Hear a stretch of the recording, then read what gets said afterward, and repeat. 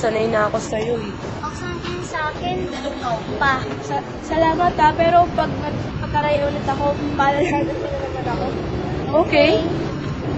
Nag-iisip si Joy pagkatapos na magsorry sa kanya ni Trizen. Maya-maya'y Napag-isipan ko din yung mga sinabi sa akin ni Charles kagabi.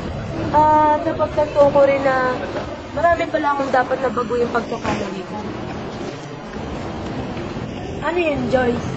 Gaya ng sobrang pagkain ng kung ano-ano. Nakakatakot yata ang magkasakit. At saka maglilinis na rin ako ng partner namin ni Ashley para hindi kami magkadete. Tama yun. Dapat palaging malinis ang paligid nyo. Oo nga, dapat talaga. Tris, turuan at tulungan mo ko ah. Saan? Oo naman, ikaw pa, lakas mo sa akin eh. Salamat ah. Maya-maya'y dumating na sa kanilang tagpuan sina Adrian at Selby. Maharot at parehong maingay. Ngunit nang makita nilang ang lahat ay nakatingin sa kanila'y biglang Mga girls, sorry kahapon ha. Nasigurin ko kayo sa kalye habang sinasaway ko kayo. Ayoko lang kasi nagkakal ko kayo habang patawid tayo. Napag-isipan ko rin kagabi yung mga nasabi ko. Baka nakasakit ako. Ako rin, gusto ko rin humingi na paumanhin. Kasi nangiinis pa ako kahapon. Yun pala, may nasasaktan na ako. Walang problema yun, boys. Sana lang, ingat lang sa pagsasalita. Okay? Ayos lang yun, boys. Sorry din ha, kasi nag-inarte ako kahapon. Siguro pilog na naman ang buwan. Pero promise, magbabago na ako. habang masayang nag-uusap sina Trizen, Adrian, Selwyn at Joy, balisa si Cherry. Lumapit sa kanya si Cherry at si Kim. Problema ka ba? Inisip ko lang. Panahon na rin siguro.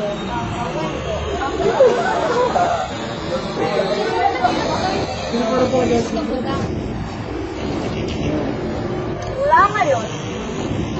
Babaguhin ko na. Hindi na ako magiging ma-effort at makagatin. Hindi na rin ako. Timahin ko na rin ang ako. Alam ko, kung kaya nilang mabuhay, kaya ko.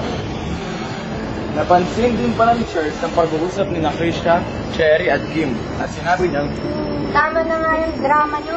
Mabuti pa, siguro, kumain na lang tayo sa labas.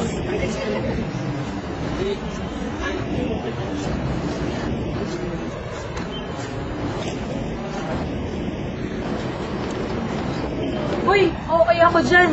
Saan? Saan tayo kakain? Akong bahala. Inilibre ko kayong lahat. Sumasama ka daw! Ay, mas gusto ko sa KFC. Kaya ako gusto ko sa Pizza Hut.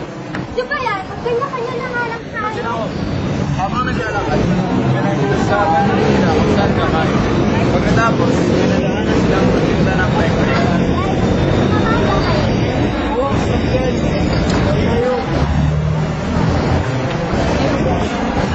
Hindi ba alam, makakasama ito. Sus, tayo ko nang kumakain ng bili-bili ni Mama sa labas eh. At saka, masarap naman. Hindi ka tulad ng iba dyan. Guys, kulay ang ulam nila. Really? Iyaw mo naman, Adrian. Kaya nga, hindi mo pa alam na masustansya ang kulay. Tama si Joy. Yan. Dapat kumain natin ng gulay paminsan-minsan. Gusto ngayon na naging mayabang, sinasabi ko na naman ang totoo. Pwede walang bigunan, kaysa kasi tama sila. At saka, buwasan naman na din yung kayabangan mo. Hindi mo alam kung nakakasakit ka ng damdamin. Ganun ba? Sensya na kayo lahat ha. Minsan kasi, hindi ko napapansin na gano'n ako. Salamat sa paalala ninyo. At sabihin ko na sa magulang ko, nakakain ako ng gulay. At basta sa parang consume na din ako kamara ni Joy. Buti naman kung ganon. Promise guys, hindi na ako magyayabang. At saka magmula ngayon, sakain ako ng gulay. Alam ko makakayanan ko ang mga ito. Pero lagyan ko sa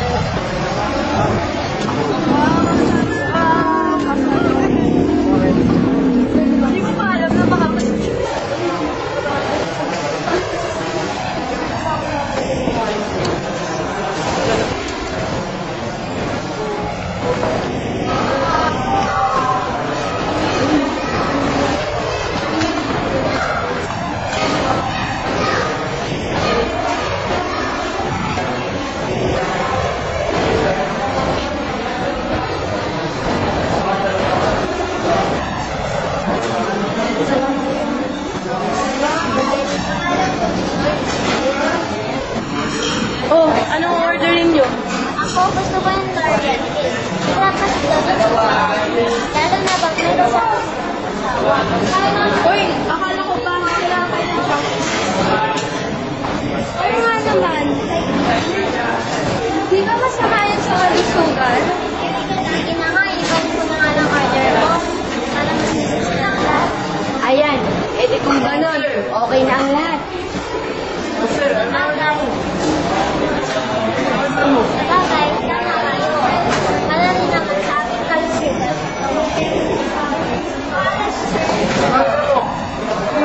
Ako large coke, tapos 2 pieces chicken, tsaka large fries, tsaka large burger.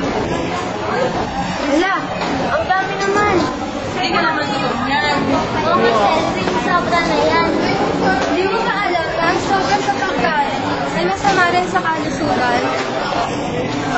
Ganun ba yun? Akala ko kasi, kapag sobrang pinirito, okay lang.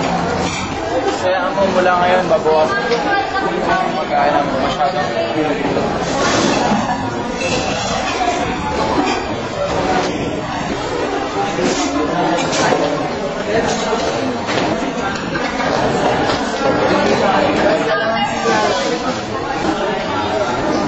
Kaya ninyong magbago, kaya ko rin.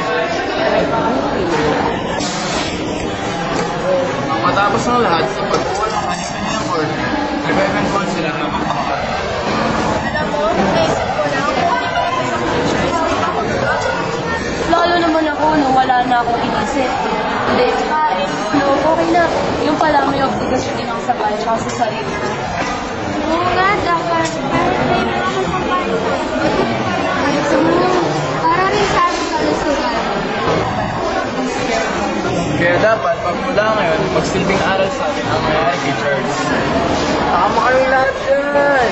Ngayon, alam na natin ang masama't mabuti para sa ating katawan. Magmula nga ng araw na yun, maraming pagbabago ang mangyari sa mga kabataang ito. Kinailangan lang pala'y magkaroon ng mga sigal sa buhay, gaya ng pagkakasakit, awayan o pikulan, para matauhan at malaman na may obligasyon sila sa kanilang mga sarili.